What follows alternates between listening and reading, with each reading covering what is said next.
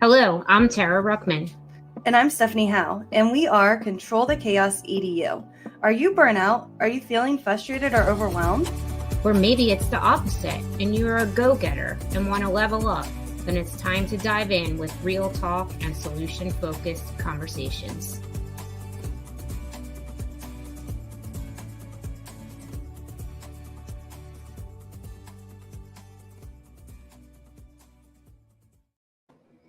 Hello, and welcome to Control the Chaos.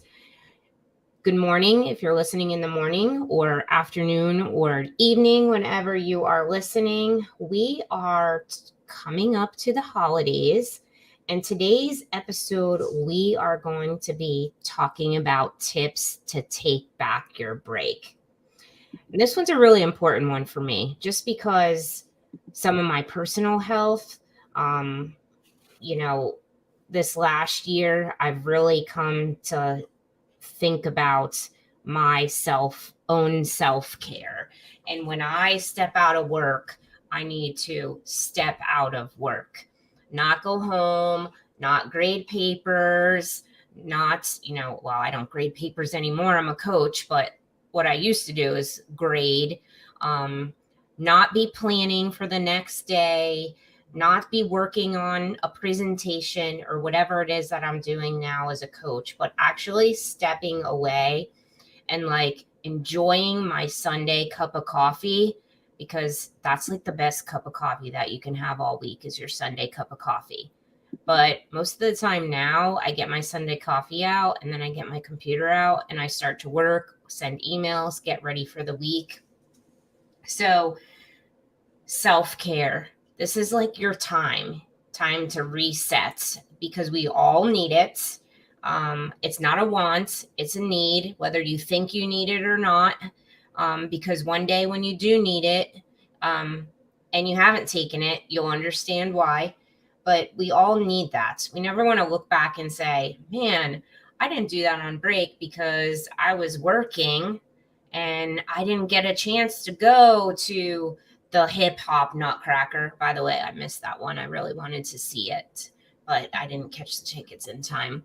So now I'm going to the regular Nutcracker, but I really wanted to go to the hip hop Nutcracker. You don't want to look back and say, I really wish I would have taken my kids to the hip hop Nutcracker.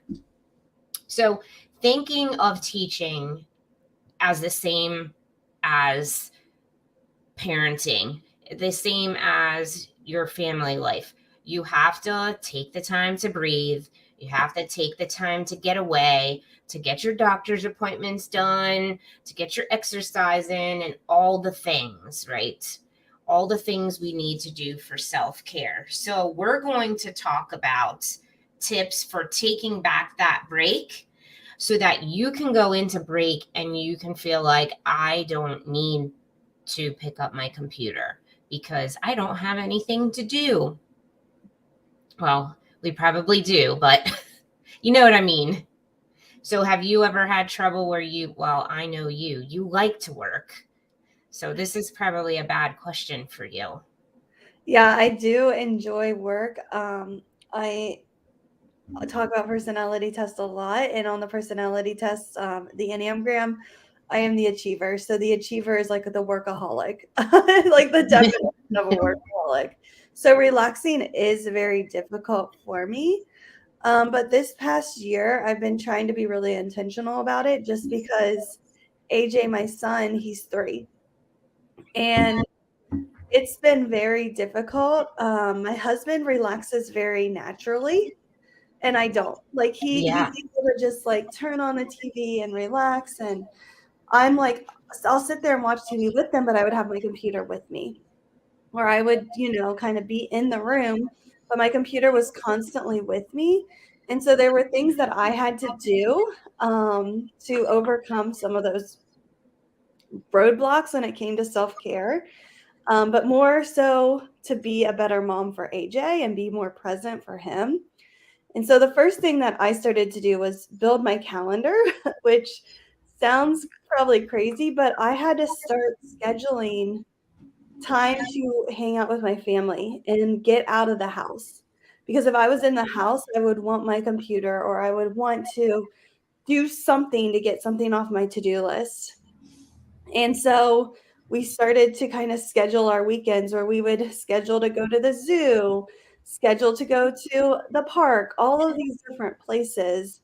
And that started to really help me with that, just scheduling something, because then I was like, okay, it's on my calendar. I have to do it. And it felt like I was being more productive, but just sitting at home is very, very difficult for me. So I had to start scheduling some of that family time, scheduling self-care. I had to sometimes use Ashley Holcomb. She comes up with like a really cool bucket list for every season. And I try to do all the activities on there because for me as that achiever, it's crossing things off my list. I'm still have a to-do list, but it's a different to-do list. So I just had to do things a little bit differently.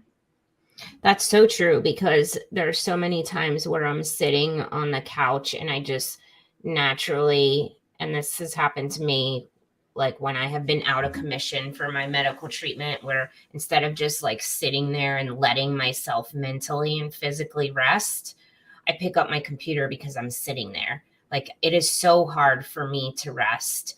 Even like in the morning, if I turn on the news, I like immediately pick up my computer or pick up my phone and start checking my email. Like I can't just sit there. I have a really hard time doing that. So I think I tried that last weekend, build your calendar. And, you know, I scheduled my husband and I scheduled a date. The weekend before, I scheduled a Buckeye game for us and the kids to go to, and like putting stuff on the schedule. I know though that can get expensive, right? So if you're always scheduling something because you can't rest on your couch or relax at home.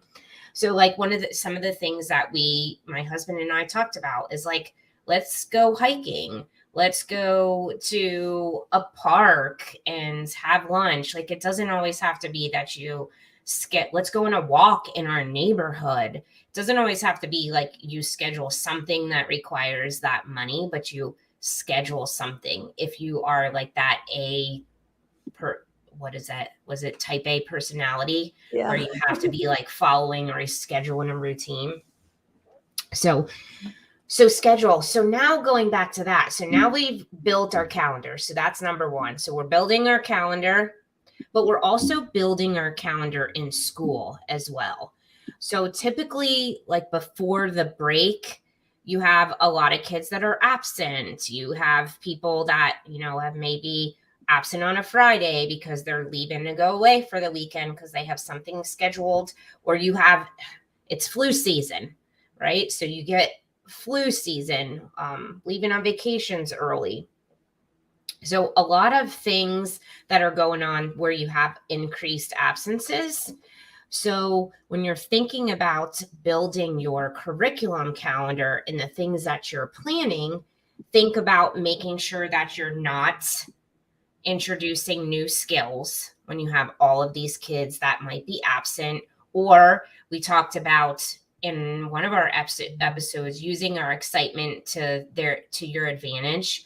So lots of like PBL and project type things that go really ungraded but might be reinforcing the concept. So if you do have kids that are absent, you're not trying to catch everybody up. We did a holidays around the world, looking at in this time as a way to build that cultural knowledge for students.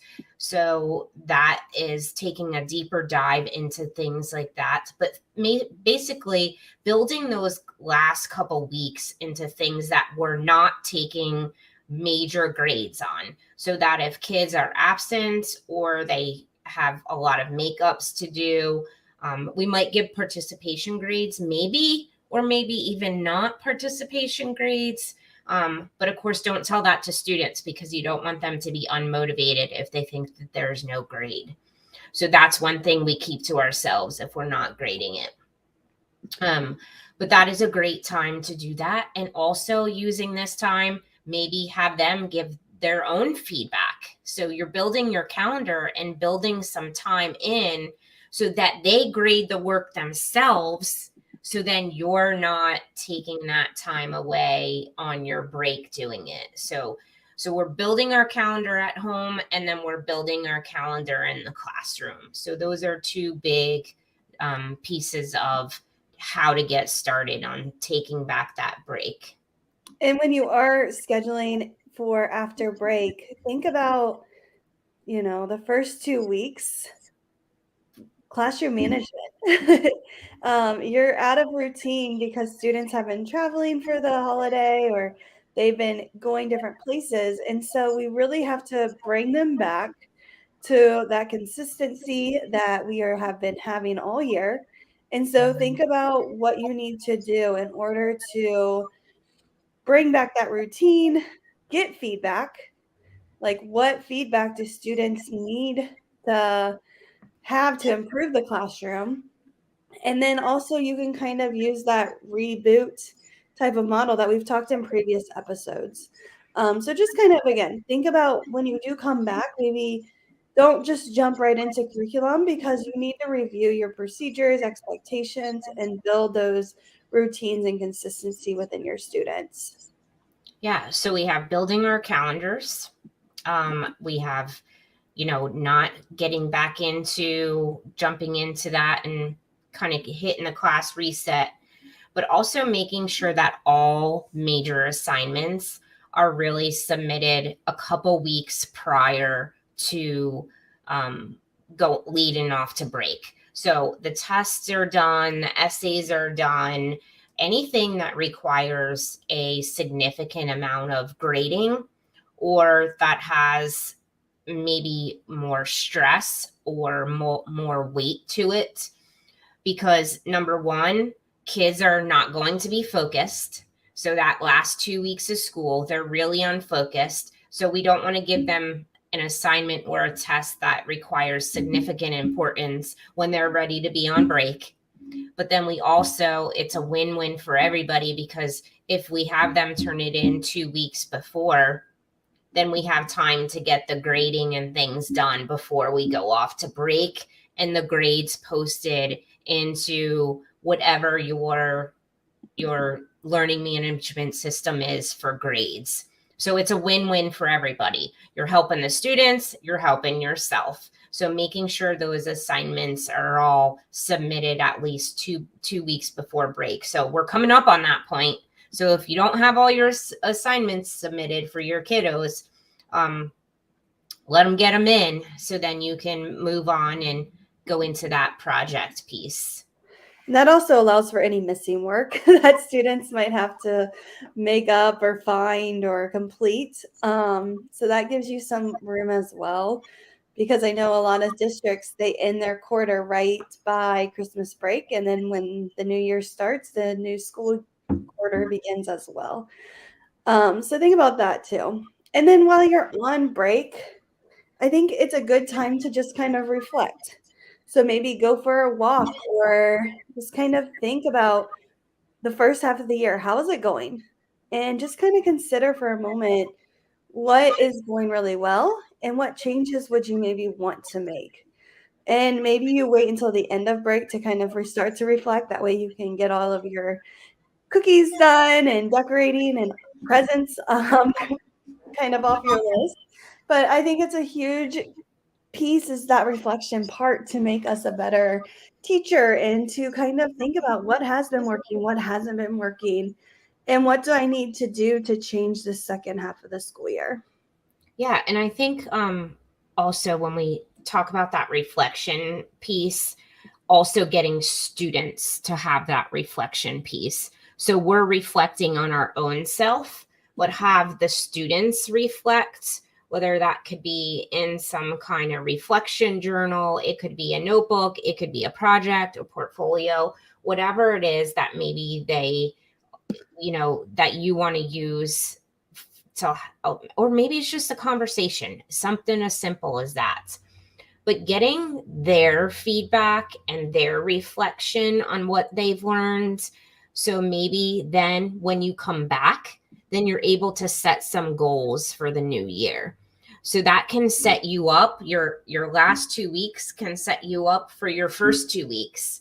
because you take the last 2 weeks before break to reflect, and you kind of get an idea of, I had a student that told me that, the read aloud I was doing, they really couldn't hear because the student sitting behind them was making noises or distracting them. So maybe now that when you come back, you're going to change those 2 seats. It could be something as simple as that.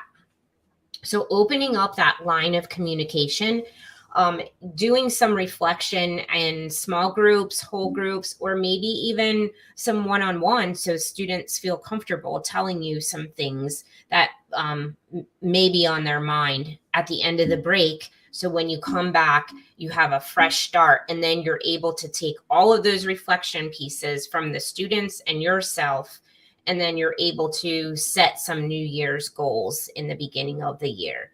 So that reflection piece is both students, so many of these tips, right? We're building our calendar for students, we're building our calendar for ourselves. We're reflecting, they're reflecting. So using these in both for yourself and for the students. Yeah, and I think too, taking their feedback and actually doing something with it can help as well. So not just listening and doing nothing with their feedback, but actually doing something with it makes them feel heard and valued, and that their opinion does matter. So make sure you do take some of that feedback, even if it's something really small, and just try to incorporate it and talk about, hey, so and so said this. Let's try it. Let's see how it goes. And then you want to start the year with that class reset, re-engage your students at the start of the year. Okay, so I know we talked a little bit about this, but in one of our past episodes, we go into more depth. We also have like a self-paced course all about rebooting your classroom. So if you need tips, suggestions, ideas, there is that self-paced course to support you when it comes to rebooting that class. Yeah, and this is a time too that, do the icebreakers again. What we did at the beginning of the school year, do those icebreakers again, or a different icebreaker. Get reacquainted with the students. And then thinking about that, a lot of our students' schedules may change after break. So when you're thinking about those upper level kids, electives might change, schedules might, even middle school, you might have some of your electives change and you have different teachers. So your routines look different. So you're practicing those routines again, but just taking time to, reorient the students. Because really, when I'm at home, I'm going to the refrigerator, I'm eating whatever I want, when I want.